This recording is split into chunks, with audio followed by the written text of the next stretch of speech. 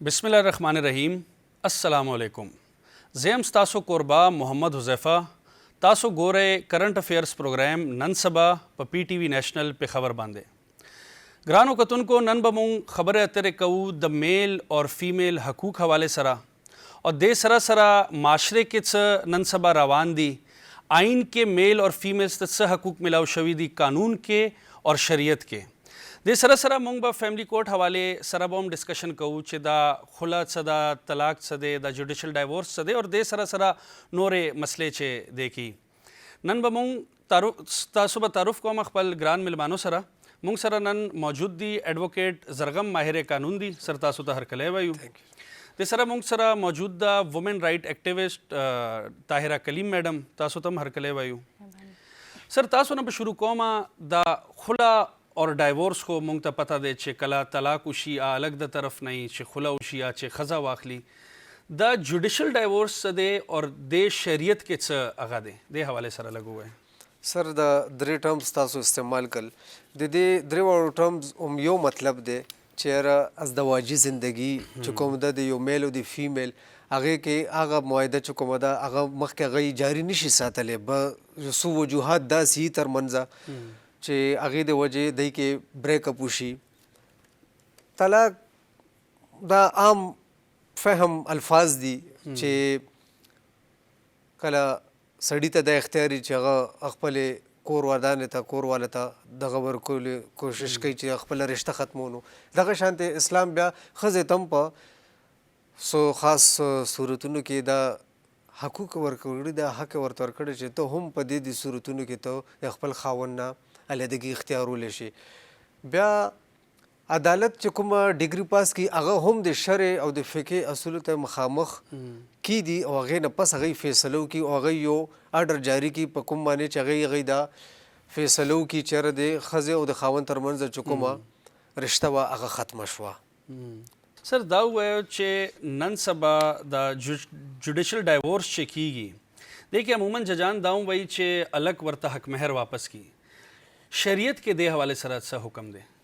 Islamic law चे दे इद्दत पीरियड दे देखे प्लस महर चुकुम माजल गैर माजल यानी कुम च पटाइम माने निका प वक्त माने अदा शवे अगो सही दा कुछ कुम नी अदा शवे अब और तबाकायदा अदा कई ब्या अगे न पस दे dowry articles the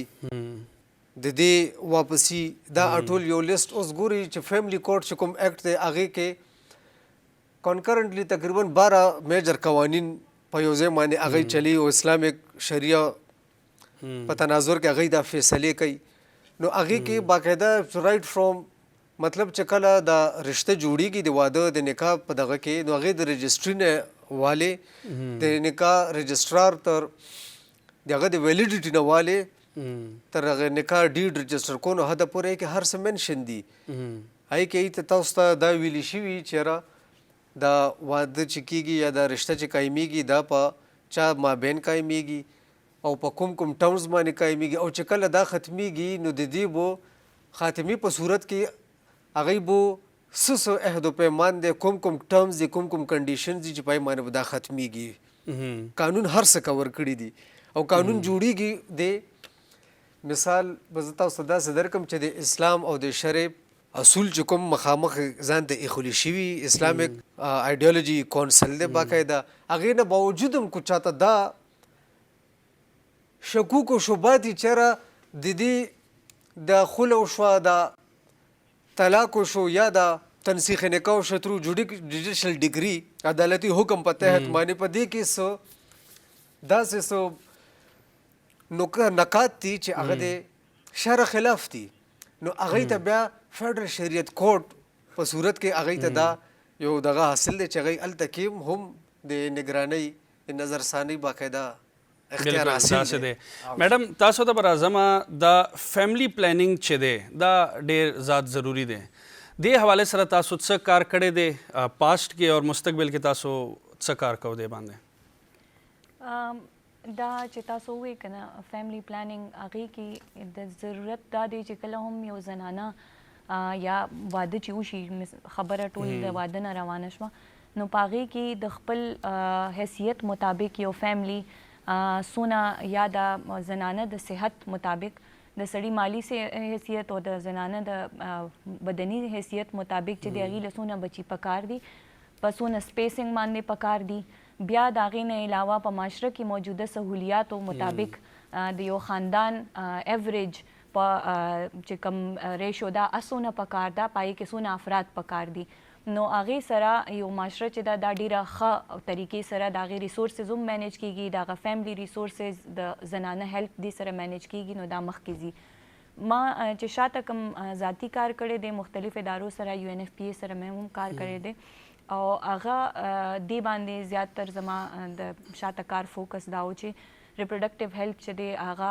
د هغې چې رسایي ده هغه هر زنانه ته ورسي خاص کر د هغې نه چاپیره چې کوم نور سروسز دي نو هغه هغې ته لکه یا ټیکس فری یا سبسډایزډ میلاو شي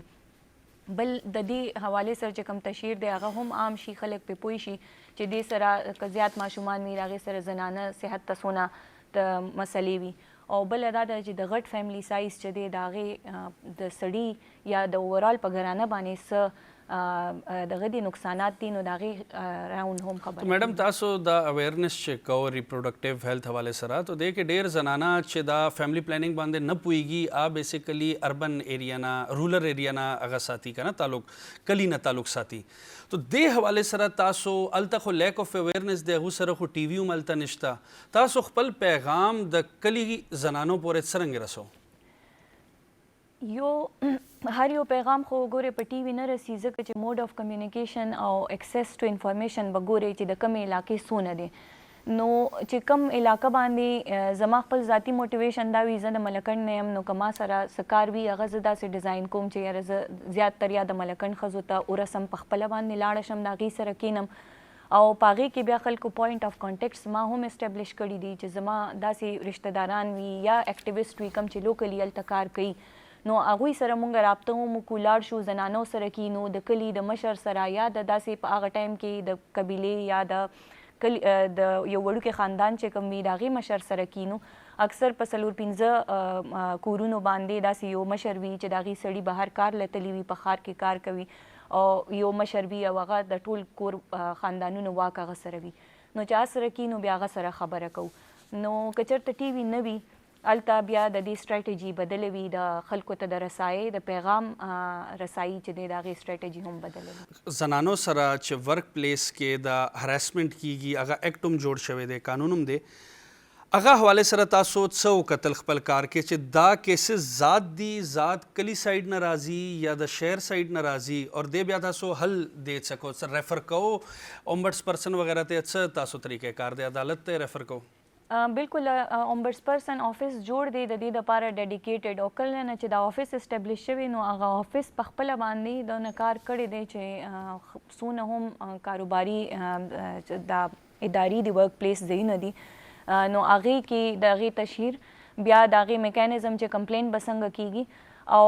دا چې جوړ شوی دی نو ډېر زیات کیسز په مخه راغلي ځکه چې دې نه مخکې څه میکانیزم یا خلکو ته څه د ریلیف څه آفس یا څه میکانیزم ان پلیس نو کیسز به نه راتله چې کله نه آفس جوړ شوی دی موږ له هم که څوک راوړي نو زیاتر موږ هغوی ته دا هیلپ کوو چې یاره دا آفس کم ځای دی دې سره به رابطه تاسو څنګه کوئ په کیس کې به چې کوم کیس دی آیا هغه د ورک پلیس هراسمنټ په کیټګري کې فال کیږي نه فال کیږي دا یو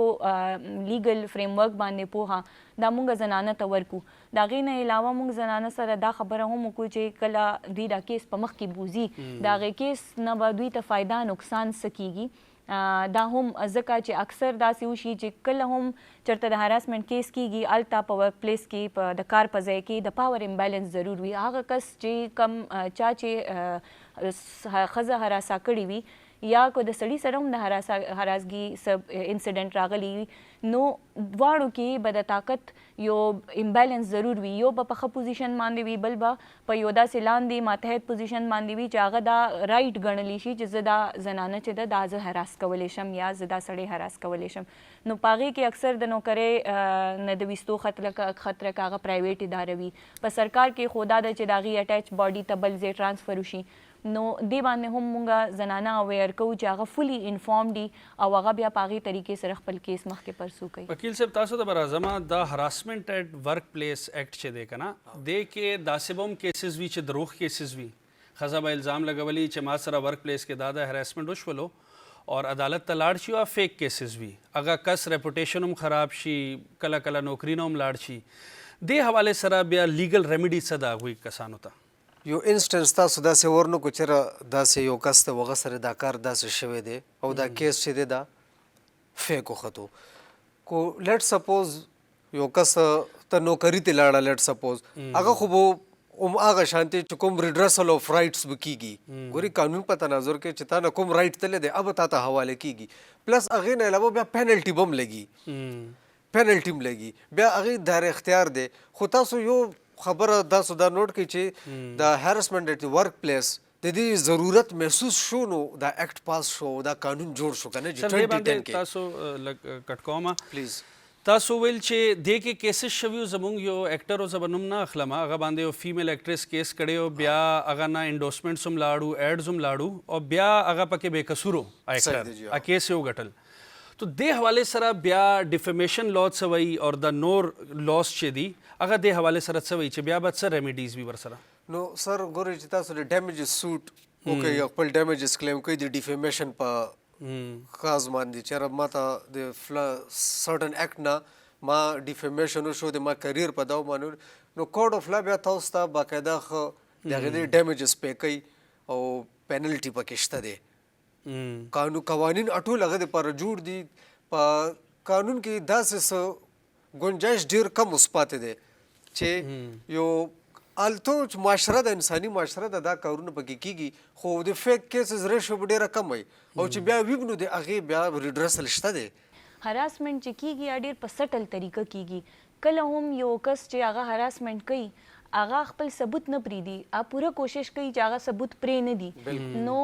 هغه کیس په عدالت کې ثابتول چې دي کنه دا ځان له هم یو برډن دی چې کومه زنانه دا کیس مخکې راوړي هغه هم ډېر کریج غواړي که هغه ثابت نه کړی شو او دا کیس بله پارټي وګټو مثال لکه د خلا او د طلاق په کیسز کې موالو کله چې یو زنانه یو سټیپ هلي او هغه عدالت په دروازه باندې راځي چې زه د دې سړي سره نه اوسېږم هغه خپل یو پروټیکټیو سټرکچر ټول پرېږدي کور پرېږدي ماشومان پرېږدي یا د ماشومان راولي ځان سره او ټول بوج په ځان اخلي خو دې مطلب دا دی چې هغه کور کې تکلیف کې ده بیا هم هغه دې ته مجبور شي چې هغې ته حق مهر ملاو نه شي هغه مجبور شي چې هغې ته د هغې جهیز سامان ملاو نه شي او هغه خلا ته کینی هغه خپل هر څه رایټس پرېږدي خو هغه وایي چې زه د دې کانټریکټ نه وځم نو دا داسې ده چې دا پروف کول چې کوم دي په کوټ کې زمونږ دلته زیات تر نکاح چې د هغه بغیر نکاح نامې نه کېږي هغې کې دا پروف کول چې په هغه ټایم کې څونه حق مهر ډیسایډ شوی څونه په هغه ټایم کې چې دی نو د دې سامان جهیز 12 کاله پس د چا طلاق کیږي یا زما طلاق کیږي 12 کاله پس ما چې کوم سامان ورکړی خدای دې خو چې کوم سامان ما ورکړی دی نو د هغې ویلیو هم ډپریسیټ شوې ده بل ما چې کله ورکړی ما د سودا په نیت نه دی ورکړی ما خو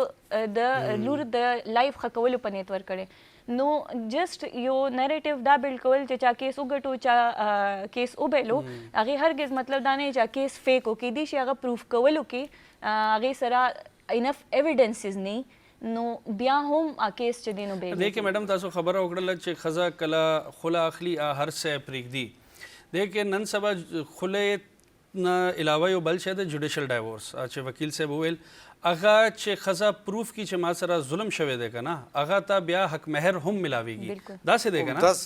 هغه ته بیا حق مهر هم ملاویږي اور داسې ډېر کیسز مونږ دلته روان دي مګر سر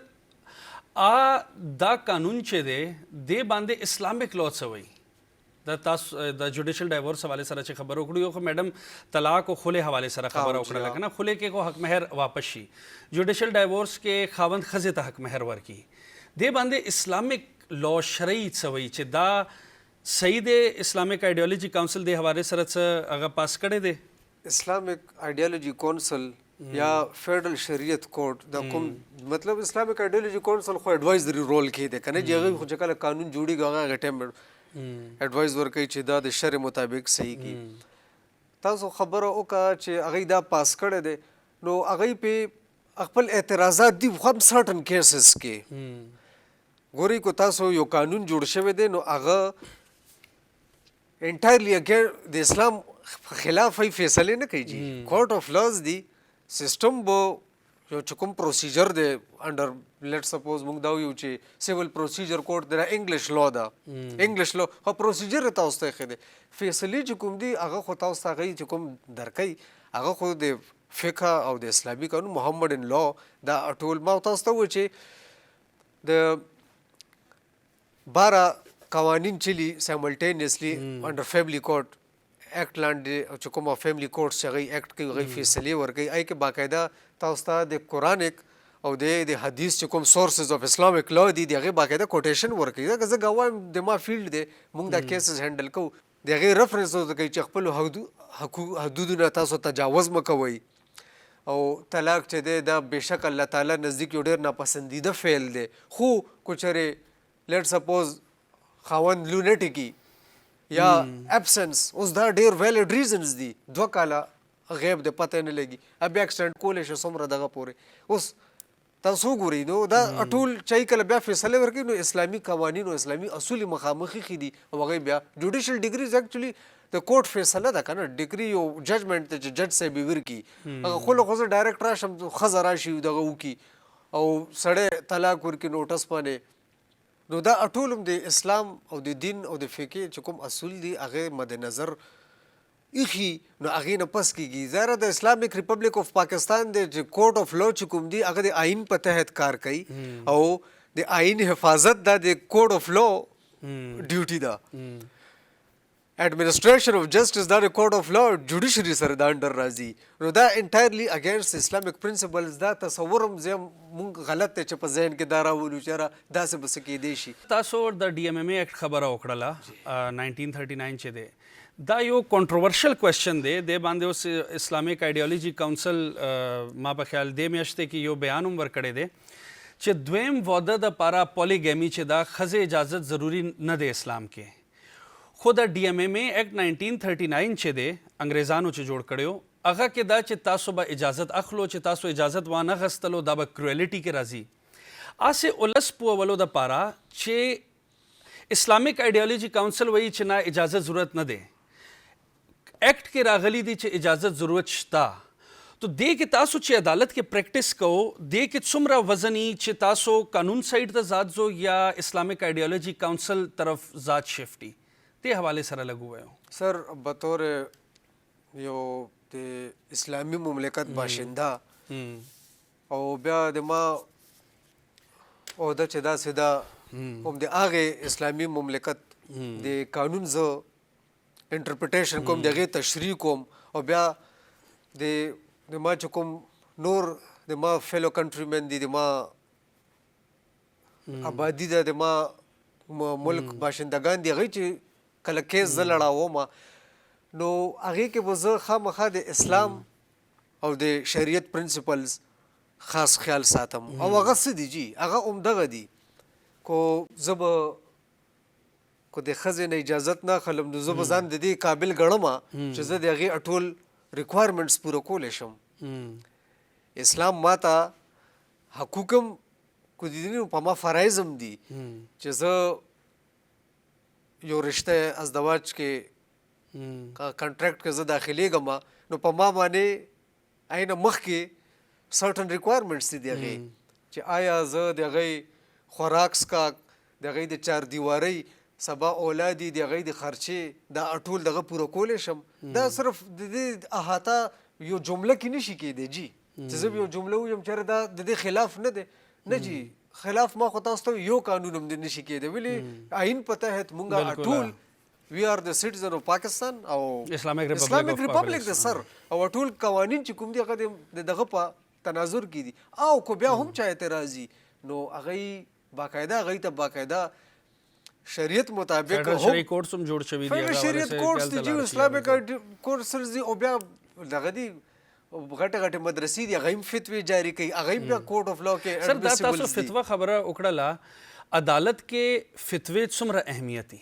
ایز ا سپورټیو ډاکومنٹ سر دغه کنسیډر کیږي اټس ا سور مطلب دا د څنګه چې قرآن شو حدیث شو اجتهاد شو نور سورسز اف چې کوم اسلامیک فقه دي اصول دي شریعه دي هغه کې یو عمده هم دغه یو پارت اینڈ پارسل دی کنه جی صحیح ده. اوبویسلی مفتی خو سو عام انسان نه وي، هغه خپل ټایم ور وقف کړی د شریعت لپاره، د دین د اصولو لپاره، نو د هغې ته خاص عزت او مقام حاصل دی په فیصلې میډم تاسو دوران ته کې. به راځم او دا تاسو صحیح دا اصل کې لږ کنټروورشل ټاپکس دي، مګر دا پکار دا دی چې عوام ور باندې پوي کو کنه چې څه ایشوز روان دي او مونږ ته څه کول پکاري دی کې تاسو ډیر خسته ایکسپلین کړو ټول. میډم تاسو ته به راځم دا وومن رائټس حواله سره ذات تر چې خبرې کوي دا الیټ وومنزي امیر ګرانو نه دا ښځې راغلي وي، تو دوی ریپرزینټ کوي د کلی ښځې یا هغه د پاره کلی ښځه خپل پکاره ده چې کلی نه راشي؟ دې حواله سره لګو وایو ریپرزنټیشن کوم ریشو چې د کنه لکه کم ریپرزنټیشن مونږ هغې ته وایو چې هغې ته دونه موقع ملاو شي چې د هغې اواز واورېدی شي په ملکی سطح باندې، د صوبې په سطح یا د ښار په سطح، یا د هغې رسایي وشي ټلویزیون ته، یا هغه پروټیسټ کولی شي. دا ځان له هم یو پریویلیج دی ان وی چې کله هم یوه ښځه دونه با اختیاره وي چې هغه راتلی شي او هغه خبره کولی شي، هغې ته د کور نه څه مسله نه جوړیږي او هغه په سوسایټي کې د هغې دونه هولډ وي، د هغې په خپل حقوقو باندې اختیار وي، نو هغه خبره کولی شي. نو عموما دا تاثر دی چې د ویمن رایټس باندې کومه خبره کوي دا زیاتر ایلیټ وي ښکاري، ځکه هغې ته ایکسس وي یا د میډیا ایکسس ورته زیات وي، یا هغوی چې کومه براډر خبره کوي یا په کومه لینګویج کې کوي د هغې لینګویج زیاتر انګریزي کې به خبرې وکړي، اردو کې به وکړي، نو هغه عام خلکو ته زیاته مطلب په ټي وي باندې هغه مشهوره شي. یو عام ښځه چې دا که د هغې هغه هم او ما غومره ریپرزنټیشن کوي، هغه د براډر سټروکس باندې د حقوقو خبره کوي. خو یو عامه ښځه چې دا هغه کله خبره کوي هغې له هم پکار ده چې راشي، خو کیدای شي هغې ته دا یو ښځه چې کوم په کلي کې اوسېږي هغې ته دا ازادي نه وي چې هغه لاړه شي او په ټي وي باندې یا هغه پروټیسټ وکړي. آیا یو ښځې ته دا حق نه دی پکار چې هغه د هغې صحت نه دی جوړ او هغه دې پرهیز وکړي او ماشوم دې رانه وړي؟ آیا یو ښځې ته دا حق نه دی پکار چې د هغې په وجود باندې تکلیف دی، هغې ته د کور کار کولو کې مسله ده، هغې په خېټه کې بچی دی او هغه هغه ټایم کې جارو پوچه نشي کولی، هغې ته د خاوند چې په د بچي زور ورچوي هغې ته اسلام دا حق ورکړی دی چې هغې له چې دی افورډ کولی شي نو که د خدمتګاره به ورته نیسي، یا که یو ښځې ته دې پورې حق دی چې که هغه پی نه ورکوي خپل ماشوم ته نو د رضایي مور کانسپټ چې دی هغه راغلی دی. زمونږ رسول پاک صلی الله علیه وسلم هغه چې دی نو رضایي مور وه. نو دغه کانسپټ سره که مونږ دا ووایو چې د ښځې د جسم باندې اسلام هم ډېر حقوق ورکړي دي او د هغې باندې د هغې مرضي شته. ریپروډکټیو هیلث ایشوز چې دي دې حوالې سره اویرنس دپاره تاسو څه کړي دي او دې کې حکومت تاسو سره څومره مرسته کوي؟ د ریپروډکټیو هیلث حوالې سره به زه ما خو وختي خپل هغوی عرض مې وکړو چې کوم کار مونږ کوو د هغې زیاتر دغه دا وي چې مونږ اویرنس او اویرنس سره سره داسې واړه سمال ګرانټس ورکو مونږ چې هغې کې هغوی د ریپروډکټیو هیلث حوالې سره خپل څه کلینکس اسټبلیش کوي یا ټریننګ داسې ورکو چې په هغې کې مختلف نوي ټیکنیکس هغه زنانو ته ورکړي شي چې په میډیسن کې کوم مخکې لکه انوویشنز راغلي دي، نوي ایجادونه شوي، په هغې سره د ښځې لایف ښه شي. نو بله سهولیاتو ته رسایي هم یو خبره ده. په کومو ځایونو کې په کومو علاقو کې چې سهولت نه وي لکه بنیادي مرکزي صحت، نو په هغه ځای کې یا مرکزي صحت جوړول یا د هغې دپاره خبره کول. په خیبر پښتونخوا کې د دې دپاره په 2020 کې یو ریپروډکټیو هیلث ایکټ چې دی هغه پاس شوی دی، د هغې د لاندې بیا د رولز جوړېدو هم رولز هم جوړ شوي. نو د هغې کې دا ټول فیسلیټیز چې دي د حکومت پاپولیشن ویلفیر ډپارټمنټ چې دی د دپاره خصوصي جوړ کړی دی او هغې کې بیا په ډېره موږ به ووایو ډیوالوډ سطح باندې په سمال یونټو کې لکه د بنیادي مرکزي صحت چې کوم د کلي په سطح باندې یونین کاونسلو په سطح باندې هغه جوړ شوي دي. په هغې کې یو ټرینډ لیډي هیلث ورکر د هغوی یو پوره نیټورک دی، د هغوی په د انسټیټیوټس نه پراپر ډیګري وکړي، هغې لاړ شي، په هغې کې ټریني ډیپیوټي دي، هغې هلته زنانو ته سړو ته خپل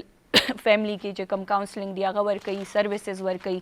او ډیر په سبسایډایز ریټ باندې. نو حکومت خپل یو نیټورک چې دی هغه خو اسټابلیش کړی دی. عموما دا دغه هم راځي چې دا ډپارټمنټ د هیلث کې زم کی یا چې څه هم دي د دې خپل یو شاته بیکګراوند شته، خو د دې چې کوم امپورټنس دی د دې ډپارټمنټ د هغې نه علاوه د دې لا په لیټر ان سپیرټ کې امپلیمنټیشن چې کوم دی هغه ډیر زیات امپورټنټ دی، ځکه چې دا لا وایي چې هر ځای کې دي ریپروډکټیو هیلث سنټرز چې دي هغه اسټابلیش شوي وي په څونه علاقه باندې، هر زنانه ته هر کپل ته سپیشلی د دې کاونسلینګ چې دی هغه پکار دی چې کله واده کیږي د هغې نه مخکې د هغې په دې ټولو خبرو پوهې کړي. دې نه پس چې کله واده وشي او ټولې مسلې راشي او بیا مونږ وایو چې اوس د مسلې حل څه دی، نو د هغې نه مخکې مشاورت پکار دی چې د واده ازدواجي زندګي چې کله یو کپل سټارټ کوي نو په هغه ټایم کې د هغې یو بل سره مشوره وکړي، د سنټرو ته د هلک جینۍ لاړ شي چې د دوی نکاح شوې ده، دوی واده کې تلو دي، د دې واده به د دوی په ذاتي زندګي باندې څه اثر وي. ځکه چې زمونږ اکثر واده کیږي د هلک او جینۍ یو بل ته دې نه خبر نه وي، د هغوی یو ایکسایټمنټ وي یا د کور دپاره د یو بوج خبره وي چې مونږ د جینۍ زر واده کو او بیا یو ریلیف وي. داسې د هلک د کور دپاره هم یو ریلیف وي چې زه دا دواړه اوس په یو خپل لایف کې روان شو، خو د هغې د وجې نه د هغې ازدواجي زندګي د وجې نه په لایف کې نوې مسلې راتلل، صحت سره مسلې راتلل، نو دا ټولې د دې آګاهي چې ده دا په دغه سنټرو کې رایټ حواله سره خبره کوو دا چې فیمیلز یې هغه باندې زنانه باندې چې دا ګریلو تشدد کیږي هغه کې به دا څه کوي؟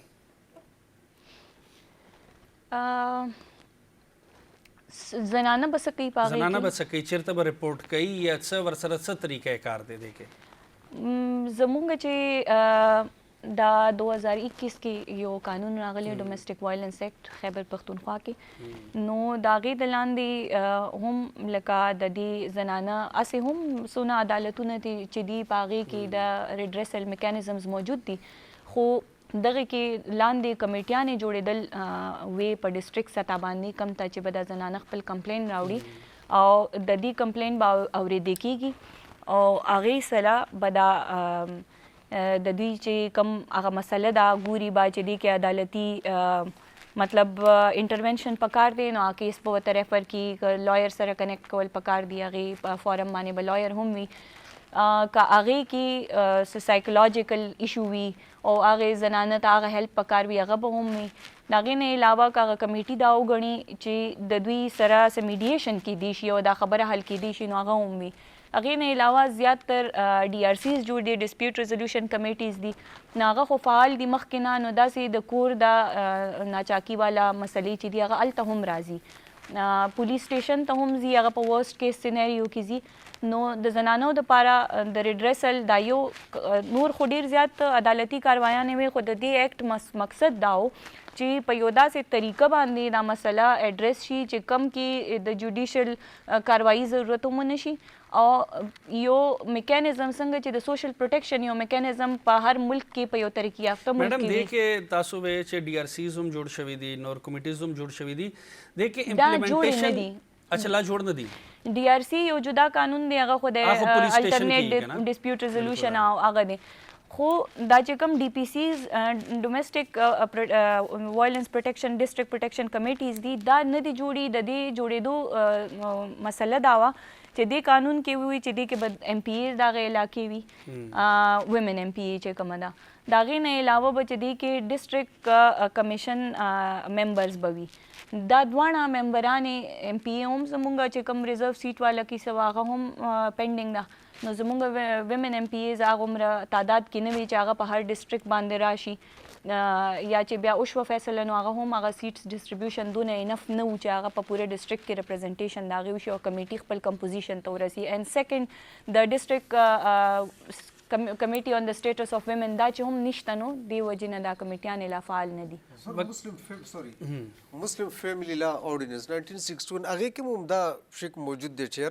تاسو به کو ډسپیوټ راځي نو هغه به په یونین کونسل په سطح باندې، خو چونکې دا دومره زیات د دې فیصله بایندینګ نه وي نو خامخا بیا کورټ اف لا ته ښځه خاوند راځي وایي ته رجوع کړي. سر دا سو تا چې خبره وکړله 1962 د میریج مسلم ایکټ چې دی زموږ دې کې لیکلي هم دا دي تاسو به اول یونین کاونسل ته ځو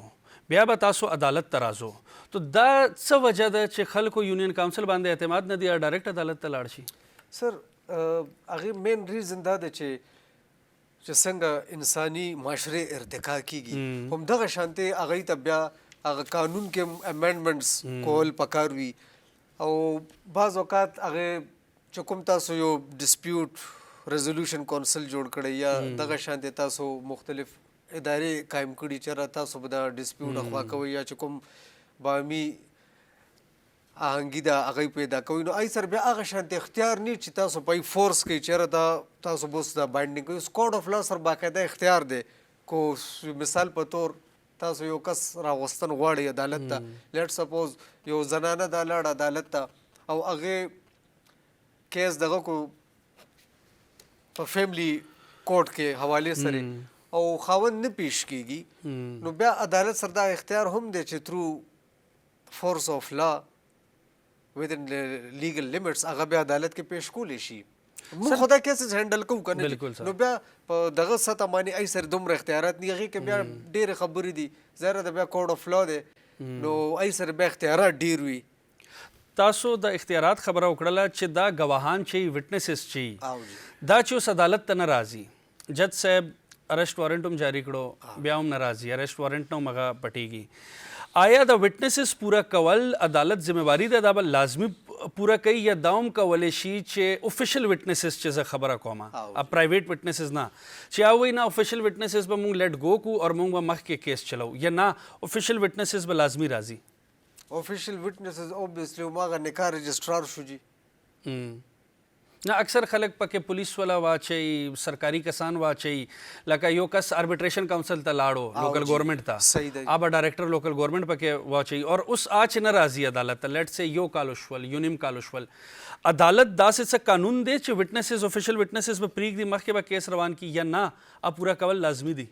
ډیپینډز اپون د سچویشن لیټ سپوز تاسو ډایرکټر صاحب یاد کو هغه یو فیصله ورکړي هغه رټن فارم کی زره گورنمنٹ هغه یلته کې کینولي یو خو دغه فیصله اتھنټیک هغه منل کیږي as an evidence اوس کو هغه راشي اوبویسلی هغه به وربلی مکه خبره کوي کوم چې هغه خپل فیصله کې هغه خبره کړې ده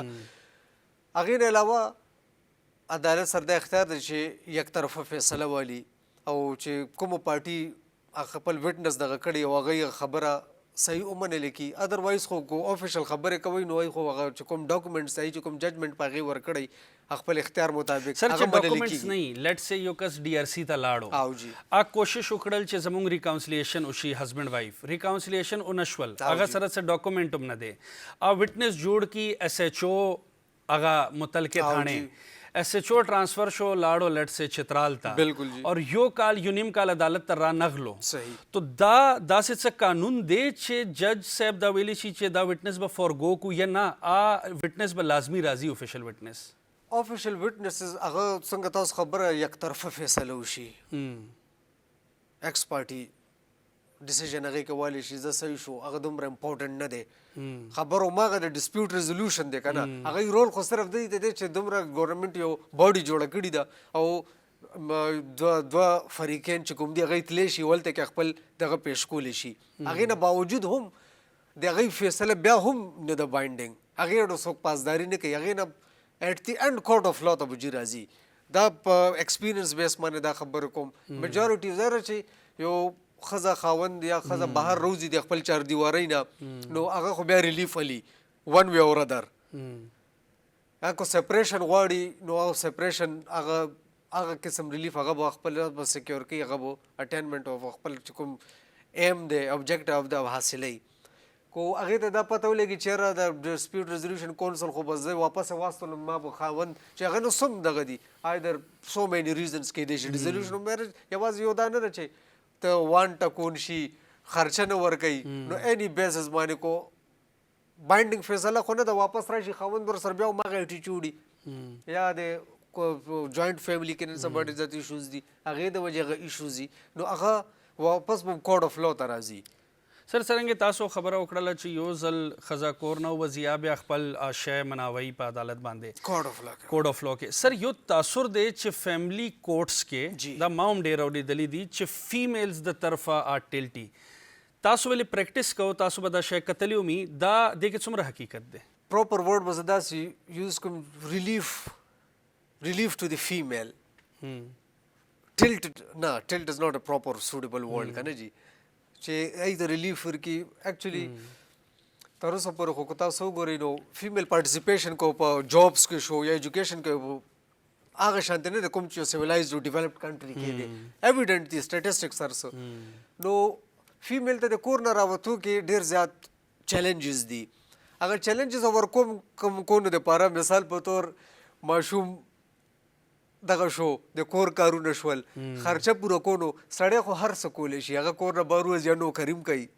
नो अगे ता रिलीफ ते पारा दी दा कोर्ट्स एस्टैब्लिश करी दी चेहरा ता सब देता दा रिलीफ ورکوي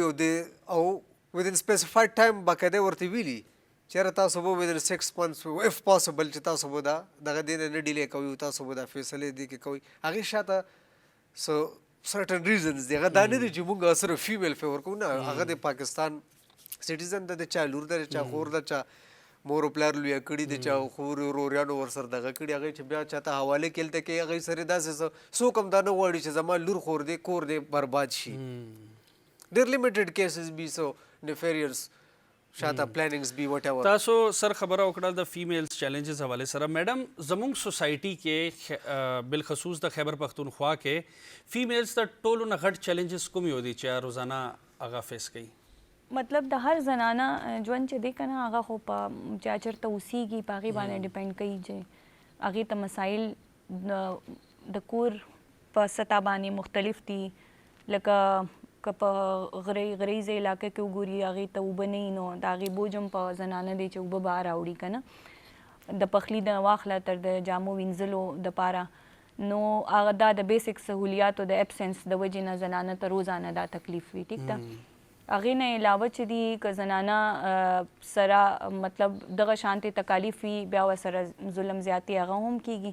کور کې وهل ټکول یا بیا د هغې د تعلیم نه محرومي هغه هم وي په بچپن کې د هغې ډېر ارلی واده کول دا هم فیس کوي بیا که زیاتر اربن علاقو کې موږ وګورو اربن کې بیا زیاتر ایشو د کمیوټ یا د دې وي چې دلته چونکې ایکسپنسز زیات دي بیا زیات خلک جواب هم کوي تعلیم لمزي نو ماشومان یې کله کور نه بهر راوځي بیا هراسمنټ دا ایشوز هم ډېر زیات وي نو ایشو چې دا هغه د زیاتره د زنانه چې د هغه علاقې باندې ډیپینډ کوي د هغې زنانه سوشل سټیټس څه دی هغې باندې ډیپینډ کوي که هغه کار کوي نو یو زنانه ته بیا د کور او د بهر د کار پزی کې چیلنجز هغه ټول ډیر زیات دي میډم تاسو د علاقې خبره وکړله دا زم اضلاع چې دي مرج ډسټرکټس الته تاسو د فیمیل اویرنس هغوی حقوق اویرنس آج څرنګه الته تاسو دا کار یوټیلایز کوو ولې الته خو سیکیورټي ایشوز هم دي او نور هم ایشوز دي هغوی تاسو خپل میسج څرنګه رسو زم اضلاع کې چې کله هم ما چې بالخصوص کار کړی هغه زیات یا یو ان ایجنسیز دي یا خپله چې هم کار کوو نو مونږ د ګورمنټ